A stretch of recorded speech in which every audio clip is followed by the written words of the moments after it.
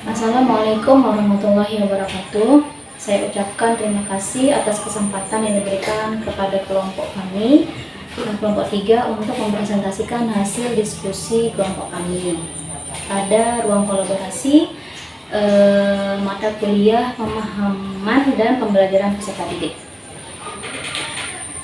Sebelum kami memulai presentasi ini, izinkan saya untuk memperkenalkan teman-teman kelompok saya, yaitu yang pertama saudara Abdul Alim, yang kedua yaitu saya sendiri Fatunisa, yang ketiga yaitu saudari Rohana Safitri, dan yang keempat yaitu saudari Siti Zulaiha. Baik, untuk mengefisienkan waktu, izinkan saya untuk memulai presentasi ini. Saya akan memulai dengan membacakan sebuah kasus yang kami diskusikan. Saat ini adalah permulaan tahun ajaran baru. Anda adalah seorang wali kelas 4 SD yang memiliki anak didik usia 10 tahun bernama Diana.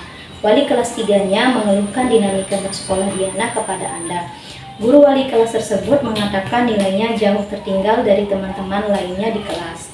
Diana juga kurang baik dalam mengerjakan pekerjaan rumahnya selama masa PJJ kemarin. Bahkan pihak wali kelas mengatakan bahwa ia khawatir dengan tuntutan yang semakin tinggi di kelas 4 di pelajaran IPA, Bahasa, dan IPS yang membutuhkan banyak bacaan. Diana seringkali tidak menyelesaikan tugas-tugasnya yang diberikan dan ulangannya menunjukkan nilai buruk.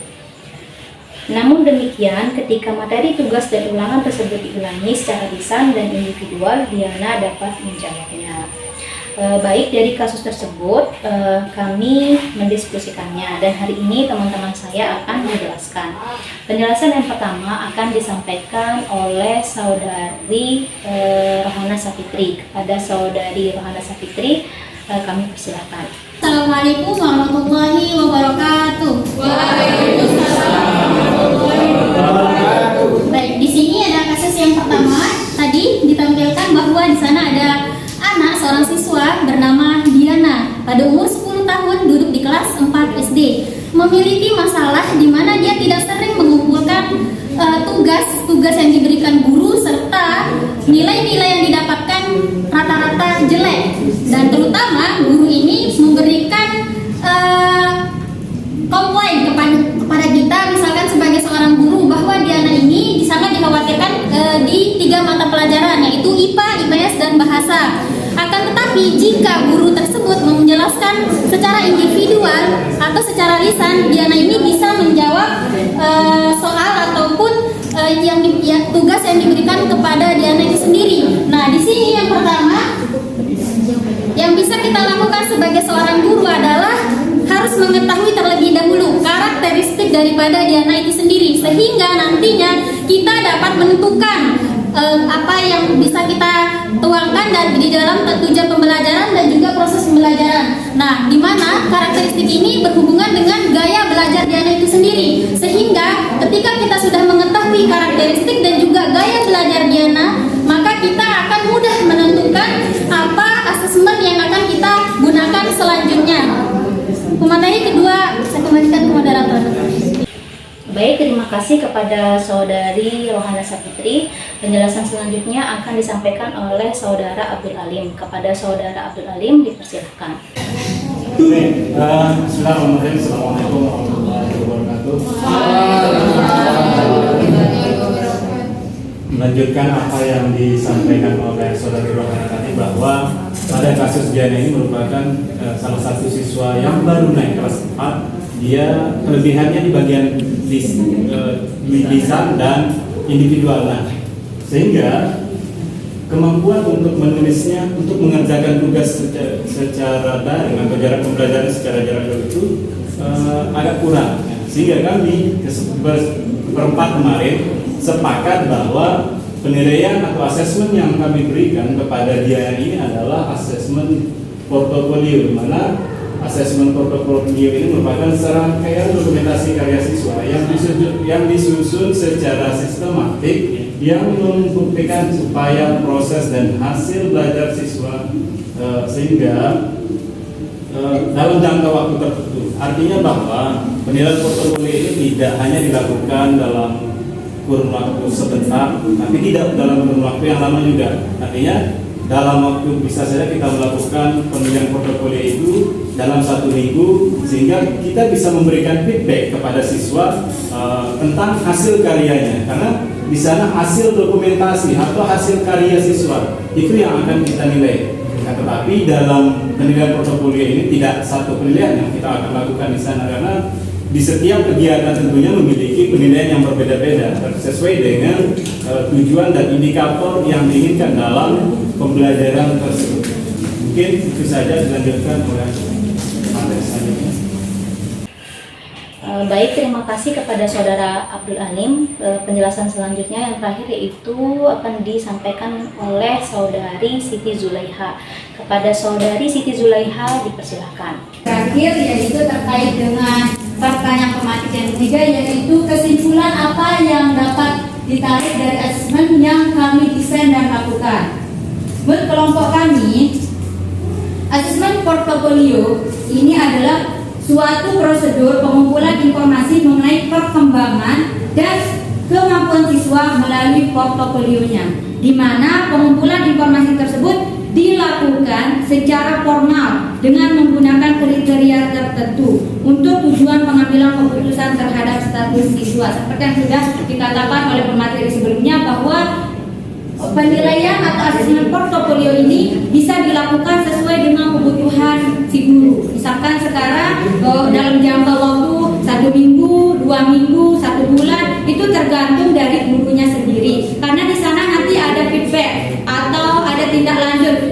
Jika dirasa bahwa si Diana ini masih belum mampu dalam melakukan atau mengerjakan kegiatan, kan portofolio ini itu adalah serangkaian karya, jadinya tidak hanya kita menggunakan tes lisan saja, tetapi ada tes proyek, ada tes tulis, dan juga ada pekerjaan proyek dan lain-lainnya. Nanti di sana kita bisa menganalisis dan bisa melihat perkembangan dari si Diana ini, apakah dia sudah mampu dalam melaksanakan tes yang lain selain dari tes lisan tersebut. Jika dia masih belum mampu, maka kami sebagai guru akan mencari solusi atas permasalahan si Diana agar ia bisa melaksanakan semua asesmen yang dilakukan sebagai portofolionya si Diana. Baik, terima kasih penyampaian dari saya.